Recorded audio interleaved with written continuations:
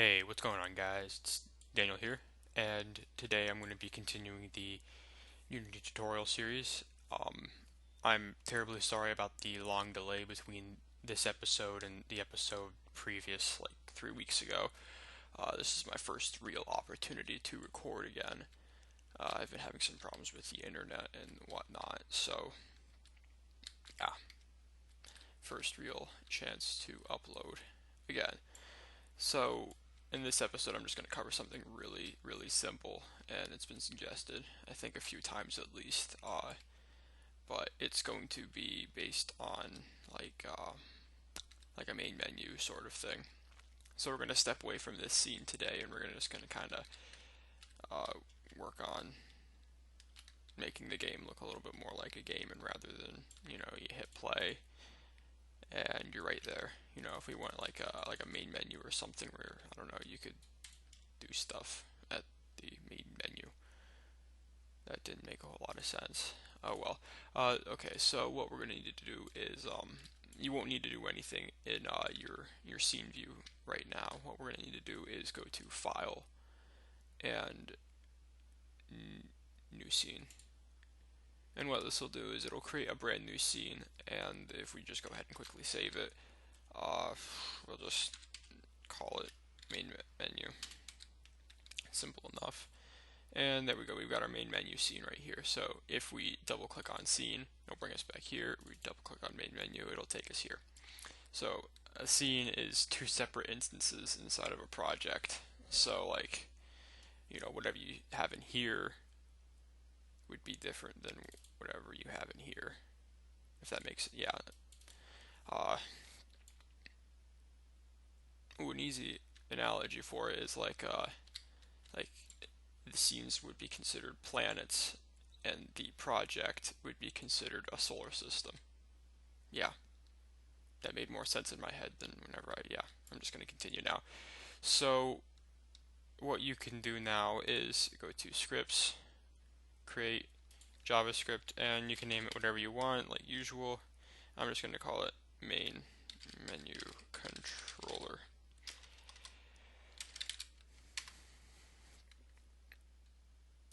And then you can go ahead and open that. Wait for MonoDevelop to load. And then what you're going to do is, like usual, just get rid of everything because, I don't know, I don't like working with what they already give me. And the only function we're going to really need is the onGUI function. There are other methods to doing this. I'll show you the other method after this one. It's just this one's a little bit easier to do if you just want to use the programming side of everything. So inside of here, we're going to create two buttons. So we're going to do if GUI dot button rect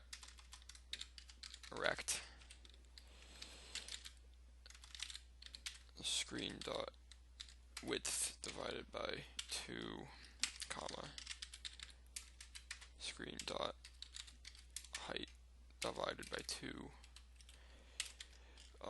You can choose whatever size you want for the buttons as usual, it doesn't matter. I'm just going to kind of stick to being a little small here. And then our string, you could put whatever you want here too. I'm just going to put play game. Simple enough. Complete the if statement. And in here, we're going to use something new called application. And applications is basically like the manager behind loading stuff in Unity. And then we're going to do dot load level and then parentheses. Now in here you have two options. You can put a number, which I'll explain in a second, or you can put a string. I just find that using the string is easier. And then you just put the name of the scene you want to load. So in our case, the scene we want to load is scene. So this is what we want. We want application.loadedLevel scene. And then below that, And you would do this for each time you would add a button, except adjust the position, so that way you wouldn't have a bunch of buttons sitting on top of each other. Now we're going to make a quit button, which won't actually work while we're in Unity. We'll have to do some adjustments and actually finish the game and export it. Just take my word for it that this will work.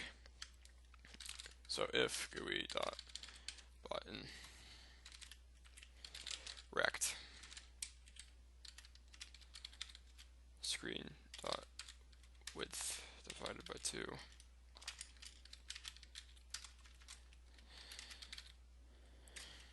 screen dot height divided by 2 plus 50. So this will go right below it. I know the plus 50 is a little weird, but it's like an inverted y-axis or something. I don't know. And then we're just going to do the same dimensions as the previous button, so that way it looks uniform.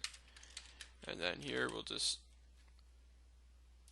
do, I don't know, quit game. Complete the if statement. And in here we're going to just do application dot. Ooh, I'm not good with typing today. Application dot quit. So this obviously would load the level that we want, well, the scene that we want to load, and then this obviously would quit the game entirely. So you go ahead and save it, minimize. That error cleared away. I have no idea what it was for. I didn't check. Okay, so now for the next part where I'll explain how I said you could use numbers in place of the string. So what you're going to do is go to File, Build Settings, and then Scenes in this build. What you're going to do is for all the scenes that you make, you're going to hit Add Current. So you're going to add your main menu, and then you're going to add your scene. As you can see, these have numbers designated to them, so main menu is 0, scene is 1.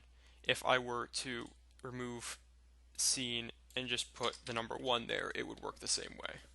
It's just I like using string, because then I know exactly what I'll be loading.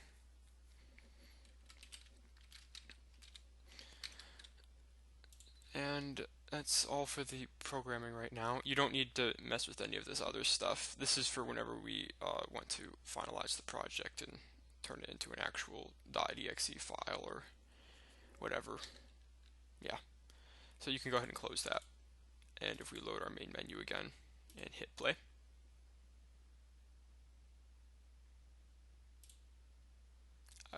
oh yeah, duh, we didn't attach it to the main camera. I was thoroughly confused there for a second. And there we go. Now it should work. There we go. So we've got play, game, and quit game. Quit game doesn't do anything. As I said, it won't quit Unity, but if this were the actual game itself, it would quit.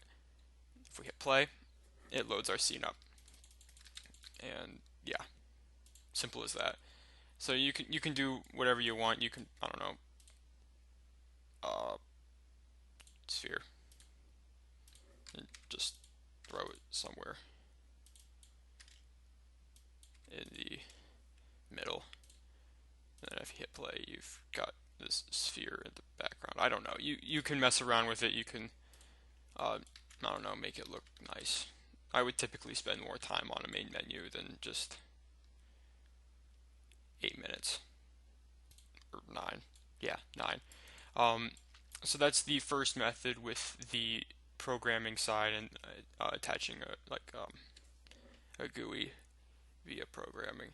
The second option is what I will show now. I'm going to quickly clean up all of this and reset it so that way I can show you the alternate option. I'll be back in a second. Alright, so your other option is to actually have a physical text in the game where you can arrange it based upon how you feel it looks without messing with any programming on at least positioning and whatnot. So what we're going to do is your game object, create other, and 3D text. And you can name the text whatever you want. It's never mattered. and just go ahead and center it so that way it looks somewhat nicer. What you probably are going to want to do is, in a real scenario where you're wanting to make this look a little bit more professional, as you can see, it looks very pixelated. So what you would want to do is increase the font size and then scale it down to make it look a little bit less pixely. But just for tutorial purposes, I'm not going to do that because it's not overly important. And you can name your you can do the text whatever you want as well. I'm just gonna, for what we're doing, play game. And then you're going to attach a box collider and make it a trigger. So that way this is, we have that. I can move it around, position it however you want. Let's say you have a sunset in the background and you want this to be kind of off-centered, but you don't have to go through the hassle of programming it to look nice. You can just kind of do it yourself. I'm just going to quickly make a quick game. And, same goes for this one. You have to have your box collider with the trigger box checked. And now for the programming part. We can go ahead and open up our main menu controller again, which I already did. I have no idea why I double clicked. And we can quickly just kind of remove this temporarily. So that'll make this block of code obsolete. And just kind of put some space there. We're going to need 3 functions. We're going to need function on mouse enter,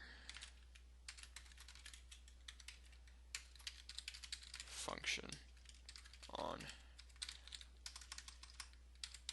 mouse exit, and function on mouse up.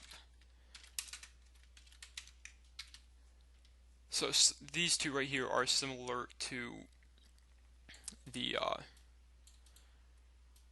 on trigger enters, but instead register whether the mouse has entered the object or not.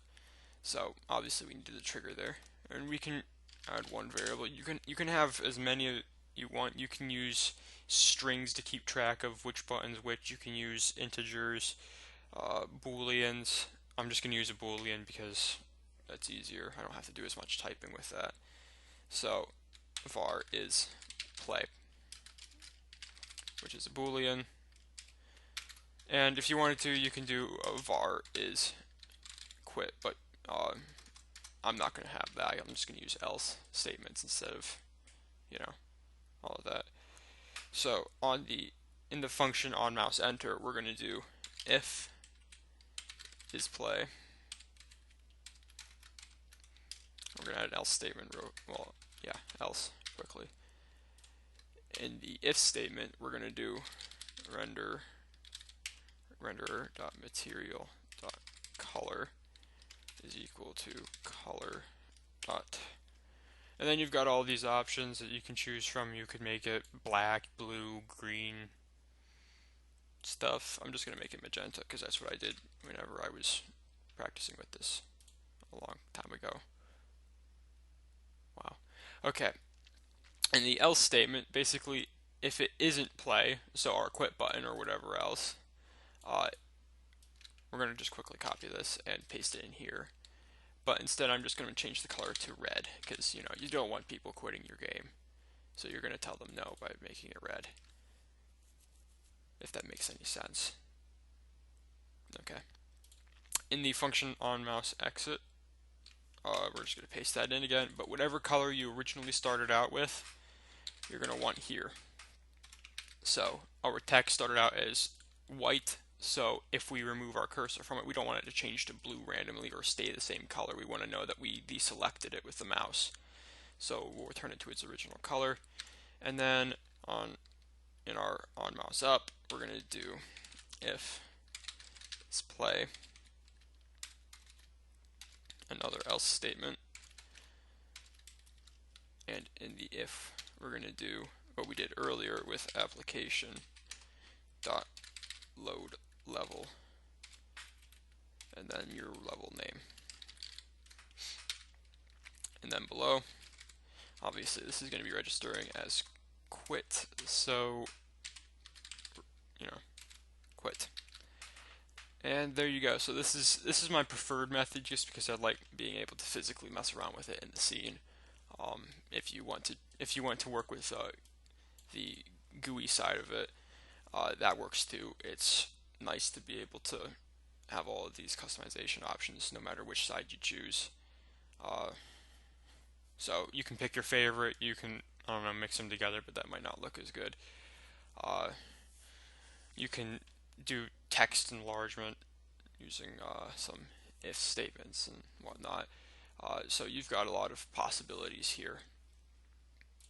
Go ahead and minimize it, and we're going to quickly attach our main menu controller to is play, to play and quit. And then on play, we're just going to quickly check that. You don't need to do it for quit because it's registering it as not. If we hit play, mouse over it, it's magenta. Mouse back off of it, it's white. That. Mouse over quit game, it's red. Click on it, it doesn't do anything, mostly because we're still using Unity. Hit play game, and reload our scene. And I did the exact same thing again. Alright, so those are the two options that I use for making main menus or any kind of menu in general. There are probably more methods out there. It's just these are the two that I know the best and were the easiest to work with. So both sides have large amounts of customization options. With GUIs, you can do GUI texture stuff. With this, you can kind of, I don't know, get a feel for where everything's going to be at whenever you're creating the scene. So, trying to think. Yeah, that would be it for this episode. If you've got any more ideas, I'd like to hear them. I don't know exactly what I'll be doing next. I've still got quite a few suggestions to go through, like saving and, I don't know, other stuff relating to the enemies. Maybe like enemy type or something. But, yeah, that's about it for this episode. It's quite lengthy. I was hoping to make this more like 8 minutes, but oh well. So, if you got any suggestions, leave them in the comment section below.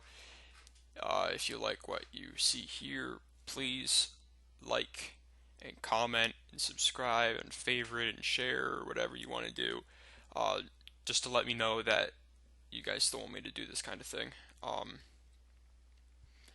And if you've got any feedback, whether positive or negative, I'd like to hear it. So I'll see you guys next time. And sorry again for the long delay between tutorials. Hopefully this won't happen again. Goodbye.